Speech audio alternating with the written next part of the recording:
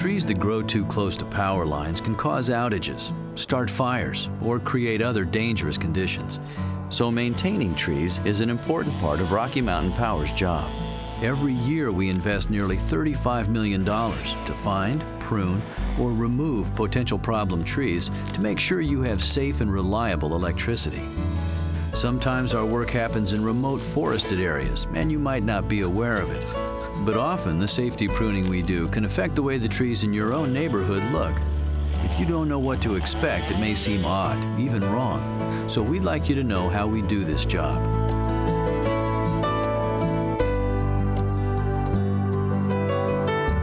I'm here with Ken Armstrong, our utility forester. Ken, what's the first thing you think people don't know about your job? It's a science, that there's a science involved in pruning the trees away from our conductors. You and your crews have won some awards for your tree pruning. That's correct. We've been named as a Tree Line USA utility. What it means is that the National Arbor Day Foundation has come in and looked at our tree care program and found that our specifications provide for the most up-to-date methods for tree care while still providing a safe and reliable service. How do you get trained for this job?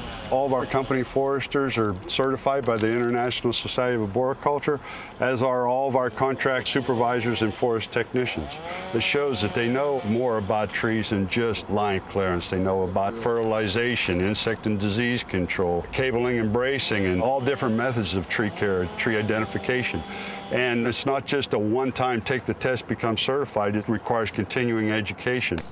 What's your general approach toward pruning a tree? We use natural or target pruning, and what that means is we're trying to direct that growth away from our conductors. What we found is if you can prune the tree properly and direct that growth away, it'll grow up and around the conductors, and the tree can go on to be that 100-foot tall tree it wants to, and we can still maintain safe and reliable service to our customers. It looks like there's a certain amount of danger in doing this work. Oh yes, there's a lot of danger. They're working around high voltage, and not only do they have to know how to prune trees, but they got to know how to work safely around that high voltage conductors, and they have special tools up there that allow them to do this work safely. As opposed to a property owner that goes out there and sees some wires going through a tree and they think they're going to help us out, they could hurt themselves. They don't have the training and they don't have the proper tools to do that work. You know, we request that if they see something close to the wires that they feel that there's a hazard involved, give us a call. I've heard of this roundover method where you basically just lop the top of the tree off. Is that a strategy that you use? That doesn't work for our industry. You're making a lot of wounds into the tree so that there's more of a chance for decay to get into the tree. And also you're upsetting the growth hormone imbalance in the tree, so the tree's going to grow back, sucker back faster.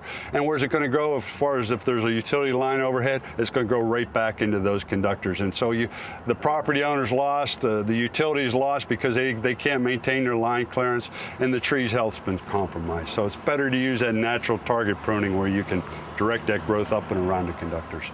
Are there seasonal issues as far as the pruning goes?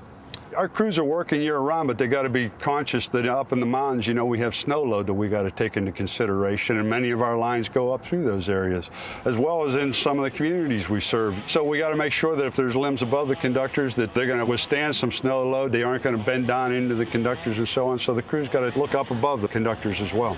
And is wind also an issue? Oh yeah, a lot of our service territory gets some pretty extreme winds coming through, and so we got to look for weak spots in the trees, weak crotches, weak branches, disease, and those kind of things.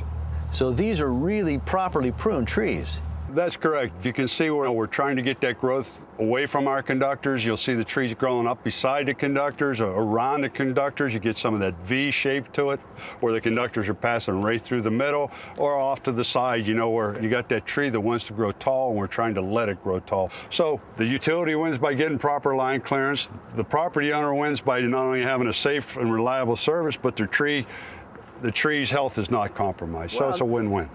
Do you ever come across a situation in a neighborhood where you just have to take a tree out?